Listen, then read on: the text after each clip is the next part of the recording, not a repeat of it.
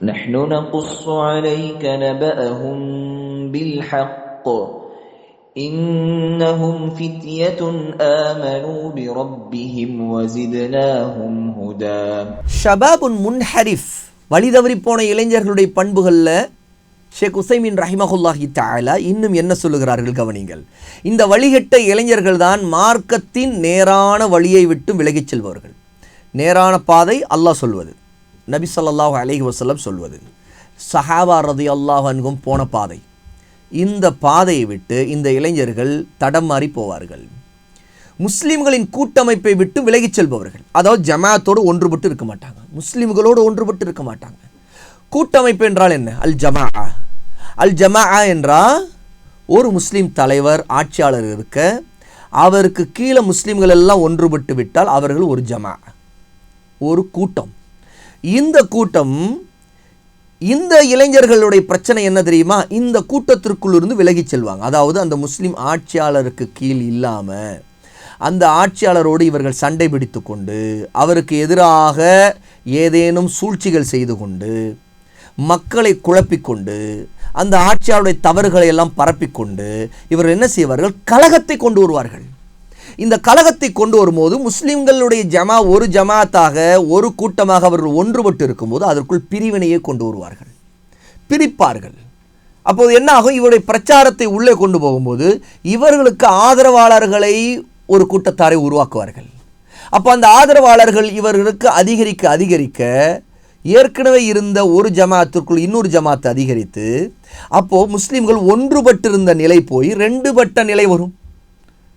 அப்போ இந்த இளைஞர்களைப் போல இன்னொரு கூட்டம் வரும், மூன்று கூட்டமாக மாறும். அப்போது ஒரு தலைமையின் கீழ் இருந்து ஒன்றுபட்டிருக்கிற முஸ்லீம்களுடைய ஜமாத்துக்குள் பிரிவினையை கொண்டு வருகிற வேலையை இந்த இளைஞர்கள் செய்வார்கள். இவர்கள் பிதஅத்வாதிகள். ஏன்னா பிதஅத்வாதிகள் தான் முஸ்லீம் உம்மத்தை பிரிப்பவர்கள். இப்படிப்பட்ட பிரிக்கின்ற வேலையை முதலில் செய்தவர்கள் ஹவாரிஜுகள். முஸ்லீமுடைய கூட்டமைப்பு ஜமாஅத்திலிருந்து வெளியேறியவர், அதனால தான் அவர்களை ஹவாரிஜ், வெளியேறியவர்கள் என்று சொல்கிறோம். இந்த மாதிரி வெளியேறி பிரிவினை ஏற்படுத்தக்கூடிய போக்கு இப்படிப்பட்ட வழிதவறி போன இளைஞரிடம், முன்ஹரீஃப்ங்கிற இளைஞர்களிடம் இருக்கும். ஆகவே இன்று நிறைய இளைஞர்கள் மார்க்கத்தின் பெயரை சொல்லிக்கொண்டே முன்ஹரீஃபான இளைஞர்களாக இருக்கிறார்கள். அவர்களால் ஒரே பிரச்சனை தான்.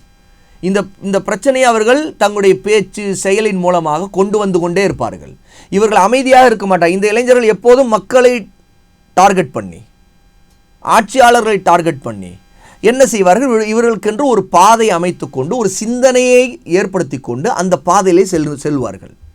இவர்கள் நேரான வழியில் இருப்பவர்கள் அல்ல, இவர்கள் ஃபித்னாவாதிகள், இவர்கள் வழிகேடர்கள். ஆகவேதான் ஷேக் சாலிஹ் அல் உசைமின் ரஹிமஹுல்லாஹி தஆலா இந்த இளைஞர்கள் முஸ்லீம்களின் கூட்டமைப்பு விட்டு விலகிச் செல்வார்கள் சொல்ல. அப்படி என்றால் என்ன? விலகி போவது என்பது முஸ்லீம்களுடைய கூட்டமைப்பு வந்து அதற்கு எதிராக, முஸ்லீம்களுக்கு எதிராக விலகி போவது, முஸ்லீமுடைய ஆட்சியாளர்களுக்கு எதிராக எதிர்த்து நின்று தனியே போவது. அப்போ தனியே விலகி போய் முஸ்லீம்களை இன்னும் பிரிவினையிலே தள்ளுவது. மேலும் இவர்கள் தங்களின் தீய செயல்களை நற்செயல்களாக கருதுவார்கள். அதனால தான் சொன்னேன், பிதஅத்வாதிகள் இவர்கள். கெட்ட காரியங்களை நல்ல காரியங்களாக நினைக்கிறது. பிதஅத்வாதிகள் செய்வது என்ன? அவர்கள் செய்கின்ற மார்க்கத்திற்கு புறம்பான, எதிரான, மார்க்கத்தில் இல்லாத கொள்கைகளை, செயல்களை செய்து கொண்டு அது எல்லாவற்றையும் நற்செயல், அல்லாஹ்வுடைய இபாதத், கூலி கிடைக்கும் என்று நம்புகிறார்களா இல்லையா? அவர்கள்தான் இவர்கள். ஆகவே பிதஅத்வாதிகளாக இருப்பார்கள். முன்ஹரீஃப்ங்கிற இந்த இளைஞர்கள் பிதஅத்வாதிகள், சுன்னாவாதிகள் இல்லை. அஹ்லுஸ் சுன்னா வந்து ஷபாபுன் முஸ்தகீமில் இருப்பார்கள். அஹ்லுல் பித்ஆ வல் ஹவா, அதாவது பிதஅத்வாதிகளாக மனையச்சைக்காரர்களாக இருக்கிறவர்கள், இவர்கள் ஷபாபுன் முன்ஹரீஃபில் இருப்பார்கள். இந்த ஷபாப், இந்த இளைஞர்கள் என்ன செய்வார்கள்? தாங்கள் கொண்டிருக்கிற கெட்ட வழிகட்ட கொள்கைகளை பரப்புவார்கள், அதற்காக ஆள் திரட்டுவார்கள், அதை சத்தியம் என்று நினைத்து கொண்டு இவர்கள் அதற்காக இஹ்லாஸாக கூட செயல்படுவார்கள். கேட்டால் நாங்கள் அல்லாஹ்வுக்காக செய்கிறோம். ஏன்னா பிதஅத்வாதிகள் செய்வது என்ன? அவர்கள் செய்வதில் காரியங்களை இஹ்லாஸை காட்டுவார்கள். அந்த இஹ்லாஸ் எதுவுமே அல்லாஹ்வோட ஏற்கப்படாது. ஏனென்றால் அல்லாஹ் தஆலா இஹ்லாஸை மட்டும் ஏற்றுக்கொள்வதில்லை, இஹ்லாஸுடன் சுன்னா இருக்க வேண்டும். சுன்னாவின் இடத்தில் பிதஅத் இருந்தால் இஹ்லாஸுக்கு எந்த மதிப்பு இல்லை அல்லாஹ்விடம். ஏன்னு கேட்டால் அல்லாஹ் தஆலா நபியை அனுப்பியது நபியை பின்பற்ற வேண்டும் என்பதற்காக. சுன்னா என்பது அதுதான். ஆனால் நபியை பின்பற்றால் நபிக்கு எதிராக காரியங்களை மார்க்கத்தின் பேராக ஒன்று செய்து கொண்டு அல்லாஹ் நான் உனக்காக செய்கிறேன் என்று ஒருவன் நினைத்தா அல்லாஹ்வோட அது ஏற்கப்பட்டு விடுமா? ஒரு அமல், அல் அமலு சாலிஹ், சாலிஹான நல்ல அமல் என்றால் அதற்கான அடிப்படையான 2 நிபந்தனைகள் இருக்கின்றன. ஷுரூத், 2 நிபந்தனைகள். முதலாவது அல் இஹ்லாஸ், இரண்டாவது அஸ்ஸுன்னா. அல் இஹ்லாஸ் அல்லாஹ்வின் முகத்திற்கு அவருடைய கூலியை நன்மையை எதிர்பார்ப்பது. அஸ்ஸுன்னா நபி வழியை பற்றி பிடித்து அதன்படி செய்வது. இந்த பிதத்துவாதிகளான இளைஞர்கள், முன்ஹரிஃப்ங்கிற வழிதவறி போனவர்கள், இவர்களுடைய பிரச்சனை என்னவென்றால் இவர்கள் செய்யக்கூடிய காரியங்கள் கேடுகட்ட காரியமாக இருக்கும், ஆனால் அல்லாஹ்வோட கூலி கிடைக்கும்னு நன்மை என்று நம்புவார்கள். ஆனால் இவர்கள் தான் நற்செயல்களின் விஷயத்தில் நஷ்டமடைந்தவர்கள். ஷேக் உசைமின் சொல்கிறாங்க, இவங்க கெட்டதை நல்லது நினச்சிக்கிறாங்க, ஆனால் உண்மையில் நல்லதின் பெயரால் நஷ்டம் அடையக்கூடிய இளைஞர்கள் இவர்கள் தான். இவர்கள் நஷ்டவாளிகள். அல்லாஹ் கூறுகிறான், அல்லதீன ضل سعيهم في الحياة الدنيا وهم يحسبون أنهم يحسنون صنعا. சூரா அல் கஹஃப் 18வது சூராவுடைய 104வது ஆயா.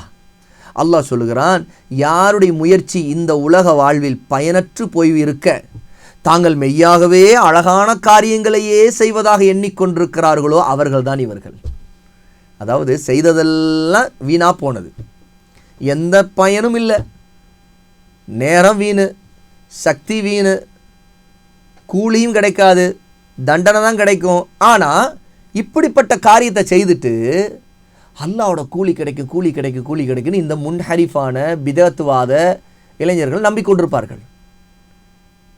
இவர்களைத்தான் அல்லாஹ் தஆலா சொல்கிறான், இவர்கள் இந்த உலக வாழ்க்கையில் பயனில்லாத காரியங்களை செய்தவங்க. அதை உலகத்தில் செய்கிறதுனா என்ன? அதான மார்க்கத்தின் பெயராக செய்கிற விஷயங்கள், பிதத்துகள், மன இச்சையான காரியங்கள், மனம் போன போக்கில் செய்கிறது, கேட்டால் எனக்கு தெரியுங்க அப்படின்னு நினைக்கிறது. இப்படியெல்லாம் செய்துக்கிட்டே இருந்து அல்லாஹ்வோட கூலி கிடைக்கும், நான் நல்ல காரியத்தை செய்கிறேன், ரொம்ப பெஸ்ட், நல்ல அருமையான காரியம் செய்யணும், அல்லாஹ்வுக்காக தான் செய்தேன், இதெல்லாம் செய்யணும் அப்படின்னு நம்பிக்கொண்டிருக்கிற மூடர்கள் தான் இந்த முன்ஹரிஃபான இளைஞர்கள். இப்படிப்பட்ட இளைஞர்களால் அவர்களுக்கும் சோதனை, சமுதாயத்திற்கும் சோதனை. கடைசியில் முடிவு என்ன? இந்த இளைஞர்கள் அவங்களுக்கும் சோதனை, ஃபித்னாவை கொண்டு வந்துடுவாங்க, சமுதாயத்திற்கும் ஃபித்னாவை கொண்டு வருவாங்க, சமுதாயத்தை குழப்பத்தில் தள்ளுவாங்க, சமுதாயத்தை முன்னேற விடாமல் தடையாக இருப்பார்கள். இவர்களுடைய பிரச்சனையின் காரணமாக சமுதாயத்தில் ஆக்கப்பூர்வமான நல்ல விஷயங்கள் நடக்காது. எப்போ பார்த்தாலும் இவங்களுடைய பிரச்சனை தான். இவங்க பிரச்சனையை கொண்டு வந்துக்கிட்டே இருப்பாங்க. ஒன்று ஆட்சியாளர்கள் மூலமாக பிரச்சனை கொண்டு வந்துடுவாங்க. கேட்டால் நாங்கள் இதை அல்லாஹ்வுக்காக செய்தோம், சமுதாயத்துக்காக செய்தோம்னு சொல்லிட்டு ஏதாவது ஒரு வன்முறையான காரியங்களில் மார்க்க தடுத்த காரியங்களை செய்துருவாங்க. அப்போ அதில் அவங்களும் ஃபித்னா காலவங்க, மக்களுக்கும் ஃபித்னா. அப்போது சமுதாயம் எப்படி முன்னேறும்? நன்மையான காரியங்களில் ஒரு சமுதாயம் சிறந்த சமுதாயமாக இருந்தால்தான் அந்த சமுதாயத்துக்கு வலிமை இருக்கும், ஒற்றுமையின் காரணமாக வலிமை இருக்கும், நேர்வழியின் காரணமாக அல்லாஹ்வுடைய உதவி கிடைக்கும். ஆனால் நேர்வழியில் இல்லாமல் இந்த இளைஞர்கள் இருந்து சமுதாயத்தை கெடுக்கிறனால என்ன ஆகிடும் தெரியுமா? சமுதாயம் முன்னேறவே முன்னேறாது, சமுதாயத்துக்கு எப்போவுமே தீங்கு தான். இன்றைக்கி நிறைய நம்முடைய மக்களுக்கு மத்தியில் ஜமாத்துக்கள், அமைப்புகள், இயக்கங்கள், எத்தனை கட்சிகள்லாம் இருக்குது. இதோடைய விளைவு என்னன்னு கேட்டால் சமுதாயம் இன்னும் பலவீனப்பட்டுக்கிட்டே இருக்குது. ஏன்னு கேட்டால் ஒவ்வொரு அந்த கூட்டத்தில் இருக்கிறவர்கள் தனித்தனியாக ஒவ்வொரு கொள்கைகளில் முரண்பட்டு மாறுபட்டு பிரிஞ்சு கிடக்கிறாங்க. பிரிஞ்சு கிடந்தால் நமக்கு வலிமை இருக்குமா? வலிமை இருக்காது. எதிரிகள் மிகைச்சிட்றாங்க, எதிரிகள் நம்மை ஆள்கிறார்கள். நாம் எவ்வளோக்கு எவ்வளோ பிரிவினையில் நாசமாக போகிறோமோ அவ்வளோ தூரம் அந்த எதிரிகளுக்கு குஷியாயிருவாங்க. ஏன்னு கேட்டால் அவங்க வலிமையாக இருக்கிறாங்க. நமக்கெல்லாம் எதிரிகளாக அவங்க இருந்தோம். நம்முடைய பிரிவின் காரணமாக நாம் நேரான பாதை இல்லாததின் காரணமாக அல்லாஹ்வுடைய உதவியும் இல்லாமல் போயிடும். அப்போ இந்த இளைஞர்கள் ஃபித்னாவை கொண்டு வருவார்கள், சமுதாயத்தை இவர்கள் மிகவும் கீழான நிலைக்கு இழுத்து செல்வார்கள். எப்போ பார்த்தாலும் கொஞ்சம் முயற்சி எடுத்து சமுதாயத்தை நேர்வழிப்படுத்தி ஒரு ஆரம்ப ஜென்ரேஷனை நம்ம தர்பியத் பண்ணி நல்ல மார்க்க கல்வியை கொடுத்து அவங்கள பக்குவமாக அவங்கள வளர்த்துக்கிட்டு இருப்போம். இந்த இளைஞர்கள் என்ன செய்வாங்க? ஏதாவது ஒரு புதிய கொள்கை, சிந்தனை, பிதத்தான ஒரு வழிகட்ட ஒன்றை கொண்டு வருவாங்க, கொண்டு வந்து பரப்ப ஆரம்பிப்பாங்க. நல்ல பிள்ளைகளாக இருந்தவங்க கெட்டு நாசமாயிடுவாங்க. இவங்களோட சேர்ந்துக்கிட்டு நல்லா இருந்தாங்க, இப்படி நாசமாயிட்டான், நல்ல பையங்க அவனை கெடுத்ததே இவனுங்க தான், இவன் போய் அவங்களோட சேர்ந்தான், அவ்வளோதான், இவன் நாசமாக போயிட்டான் சொல்கிறோமா இல்லையா? பல நேரத்தில் அந்த மாதிரி இளைஞர்கள் எவ்வளோ பேரை பார்க்குறோம். சுப்ஹானல்லாஹ். அப்போ இந்த இளைஞர்கள் தாங்க நாசமாகிறதோடு மற்றவங்களை நாசப்படுத்தக்கூடிய மிக அபாயமானவர்கள் முன்ஹரிஃப் இந்த இளைஞர்கள். இவர்களால் மதிப்பு மரியாதை கண்ணியங்களுக்கு தடை வந்து வரும்.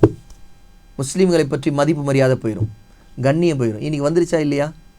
இந்த வெடிகுண்டு வைக்கிறது, தற்கொலை தாக்குதல் நடத்துறது, அல்லது கிளர்ச்சி ஆர்ப்பாட்டம் போராட்டத்தின் காரணமாக இஸ்லாமை பற்றி முஸ்லீம்களை பற்றி ஒரு தப்பான அபிப்பிராயங்களை வன்முறை காரியங்களை ஈடுபட்டு ஏற்படுத்துகிறது. அப்புறம் என்ன, நமக்கு மரியாதை இருக்குதா? இல்லை. இன்றைக்கி ஒரு தாடி வைத்திருக்கிற இளைஞரை பார்த்தா கூட இவர் ஒசாமாவாக இருப்பாரோ அப்படிங்கிற நிலை கொண்டு வராங்க. அப்போ ஒசாமா போன்ற இந்த மாதிரியான ஹாரிஜிகள் பல நேரங்களில் உம்மத்திற்கு பெரிய தொல்லைகளையும் துன்பங்களையும் கொண்டு வந்தவர்கள். இப்படிப்பட்ட இது வெறும் அவரை மட்டும் கணக்கில் வச்சு சொல்கிறதில்ல. இந்த மாதிரி அங்கங்கே ஊருக்கு ஊர் ஏதேனும் ஒரு சில தீவிரவாத செயல்பாடுகளில் கொள்கைகளில் இருக்கக்கூடிய பலவிதமான குட்டி ஒசாமாக்கள் இருப்பாங்க. அவங்க அந்த அளவுக்கு இல்லாவிட்டாலும் பல பிரச்சனைகளை உள்ளுக்குள்ள சமூகத்தில் அவங்க இருக்கிற பகுதியில் கொண்டு வந்துக்கிட்டே இருப்பாங்க. வம்பு தும்பு தான் இவங்களால். அதனால் என்ன ஆகுதுன்னு கேட்டால், சமுதாயத்திற்கு மற்ற மக்களிடம் இருக்கக்கூடிய மதிப்பு மரியாதை கூட கண்ணியம் கூட போயிடும். அப்போது இவங்க இப்படி தான். இதோடு சேர்த்து எதிரிகள் என்ன செய்வாங்க, அதுக்கு சினிமா எடுப்பாங்க. அதுக்கு தகுந்த மாதிரி சமூகத்தில் சோசியல் மீடியா எல்லா டிவி சேனல்ஸ் எல்லாத்துலேயும் ஃபோக்கஸ் பண்ணுவாங்க. இஸ்லாம் இதுதான், முஸ்லீம்கள்லாம் இப்படித்தான் அப்படின்னு. இதற்கெல்லாம் ஒரு காரணமாக வழிவிட்டு வச்சது யார்? முஸ்லீம்களில் இருக்கக்கூடிய இந்த வழிகட்ட இளைஞர்கள். இதற்கெல்லாம் ஒரு பாலத்தை போட்டு கொடுத்தவங்க. அல்லாஹ் பாதுகாக்க வேண்டும். அல்லாஹ் நாடினால் தவிர அவ்வளோ சீக்கிரம் சரி செய்ய முடியாத உயிரை கொள்ளும் நுண்ணுயிர் கிருமிகளாக இவர்கள் இருப்பார்கள். இவருடைய டேஞ்சர் எப்படிப்பட்டதுன்னா, அல்லாஹ் தான் நாடணும் இவங்களை மாற்றணும். இல்லைனா அவ்வளோ சீக்கிரம் இவங்க சரி செய்ய மாட்டாங்க. இவங்க எப்படின்னா ஒரு கிருமி போல, உயிர்கொல்லி கிருமி போல. ஒரு உயிர்கொல்லி கிருமி பரவுச்சுன்னா எப்படி மனிதர் கொத்து கொத்தாக சாவுவாங்களோ அது போல் அதை விட மோசமான ஒரு டேஞ்சரான இளைஞர்கள் இவங்க. ஏன்னு கேட்டால், இவங்க இஸ்லாமின் பேராலேயே நாசத்தை கொண்டு வந்து விடுவார்கள், முஸ்லீம் உம்மத்திற்கு சோதனையை கொண்டு வந்து விடுவார்கள். அப்படிப்பட்ட இளைஞர்கள். அல்லாஹ் தான் அனைத்து காரியங்களின் மீதும் பேராற்றல் மிக்கவனாக இருக்கின்றான் என்று ஷேக் சாலிஹ் அல் உசைமின் ரஹிமஹுல்லாஹி தஆலா முன்ஹரிஃப் ஷபாபுன் முன்ஹரிஃப் வழிதவறி போன இளைஞர்களை பற்றிய இந்த பகுதியில் இதை குறிப்பிட்டு முடிக்கிறாங்க. அடுத்து மூன்றாவதாக ஷபாபுன் முத்தஹய்யிருன் பைன பைன், குழப்பத்தில் தடுமாறி அப்படி இப்படியும் இருக்கிற இளைஞர்களை பற்றி அடுத்து மூன்றாவது வகையான இளைஞர்களை பற்றியும் குறிப்பிடுறாங்க. நம்ம அடுத்து பார்ப்போம் இன்ஷா அல்லாஹ்.